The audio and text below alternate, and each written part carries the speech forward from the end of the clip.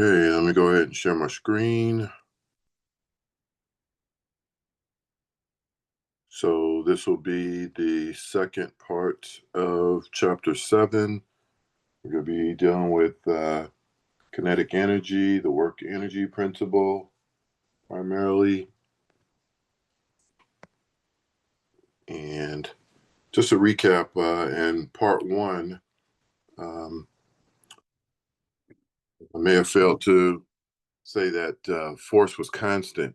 And in this part of the chapter, we're going to assume that force is a variable. So um, in general, what we're going to be trying to do is, again, we're still trying to utilize this work formula, except now we're going to be integrating. Again, the work formula is the force in question times some displacement times the cosine of the angle in between the force in question and the displacement vector, and it's measured in joules. So in this case, as you can see,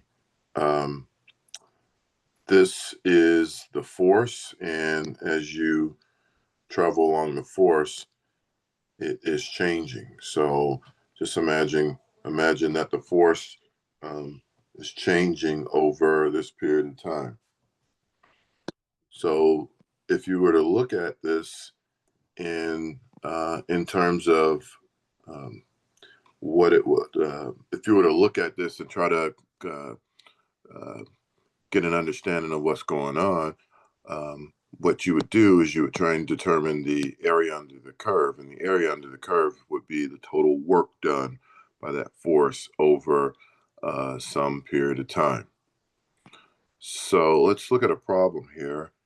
And in this problem, we're going to assume that the force is acting on this object, some object, and it's driven by this equation AXI plus BYJ, and the constants are 3 and 4, and the units are newtons per meter.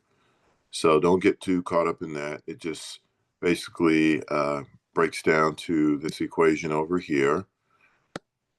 And what we're going to be trying to do is we're going to try and determine the work done on some object given this displacement. So R is the displacement vector, and it's a straight line. So what does R look like? So R is going to look like this in two space for us, right? We're moving not only in the X direction, but we're also moving in the Y direction simultaneously. And the vector would get us, the displacement vector would get us to this point in time if this were the origin. So what we need to do is we're going to need to integrate over the displacement. And in this case, we'll just call the displacement dr. We can call it whatever we want, ds. So in this case, we're going to integrate over this displacement vector. However, we're going to need to integrate over two different variables. The two different variables are x and y. And it's a little bit tricky from the standpoint of determining what the limits of integration are. Along the x-axis, pretty straightforward. We were told that it terminates at a value of 10. We could also surmise by this equation that it terminates at a value of y as well. So again, it would look something like this graph. Okay, so those are upper and lower limits of integration for x and y respectively, and you should be able to integrate using those limits. And keep in mind that there's no c variable here. There's no constant, I should say, c, because this is definite limits of integration. So you might want to pause for a second and make sure that you have the right value as far as your answer. So you should get 950 joules for your answer. Okay. So the second thing we're going to look at is what's called the work energy principle. And the work energy principle says that if you are working, so the work energy principle basically says that the total net work done on an object is equal to the change in kinetic energy. Okay. And so change in kinetic energy is the initial kinetic energy minus the final kinetic energy, or vice versa, final minus initial. And kinetic energy is driven by this equation, 1/2 mv squared, right? 1/2 the mass times the velocity squared. Again, it is measured in joules. And so just to reiterate what net work is, so in the box over here to the right, you can see, let's see, so right here, you can see, let's just say I have an object here, and there's a force that's applying 200 joules of force to the right, and then maybe 160 joules of force to the left. The net work that's being done on this object will be 40 joules. So let's figure out how much work is being done on this object. We have a 1,300 kilogram car. It's gonna, it needs to be stopped so that when it was initially moving at 95 kilometers per hour, which is about 26 meters per second. So the initial was 95 kilometers per hour. So get into the habit of making sure still that things are in SI units. The author tends to try to, we'll put things in non-SI form. So just to kind of make sure you're paying attention. So, so in this case, 26.4 meters per second is the SI conversion for that. All right, so what we have here is we have our work energy theorem. And since we're trying to bring this thing to a halt, our final velocity is going to be 0. And so the rest of the equation we're going to need to solve for. Keep in mind, this formula is also part of the work done by that specific force. So let's see what this entails. So in this case, we have driven by this first equation here. We have that the total net work, or the change in kinetic energy, happens to be negative 4.5 times 10 to the 5th joules. Okay, so that's how much energy it's going to take to bring that that car, or that what was it, an automobile? Yeah, some car, to a complete stop.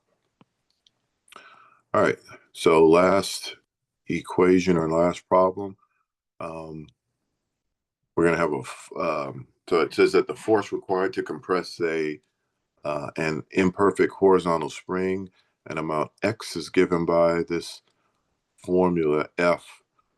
So F is the force. You can see here that it varies over a period of distance.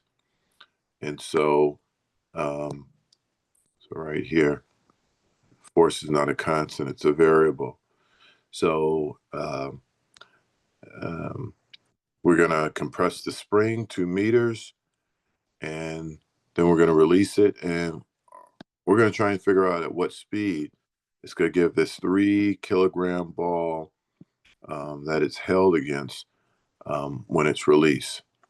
So we compress the spring by applying that ball to it, and then we release the spring after it's been displaced 2 meters, and we want to try and figure out what that velocity is once it comes off that spring.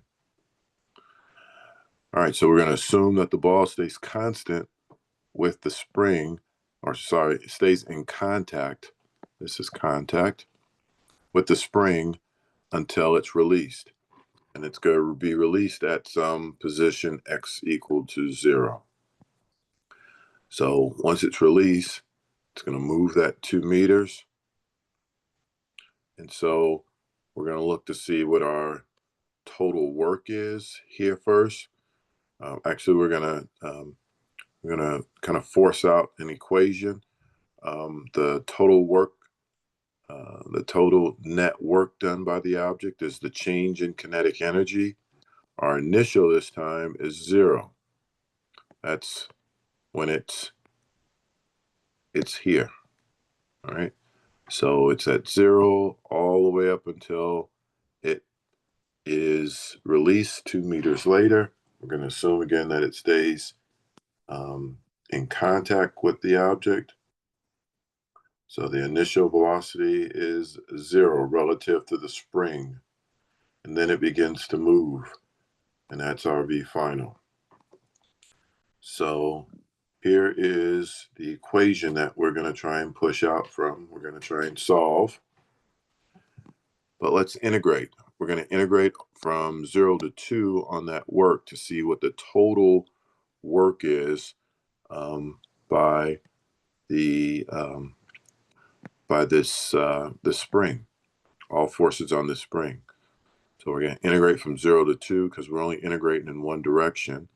I'll pause for a second to give you a chance to look at the answers. Hopefully you didn't look down. Make sure you know how to integrate. And when all is said and done here, you'll come up with 348 joules of energy that is going to take to that is the total net work that's being done on this object. However, we still need to back substitute because our goal was not to figure out how much work was done, but rather to figure out the final velocity on this object.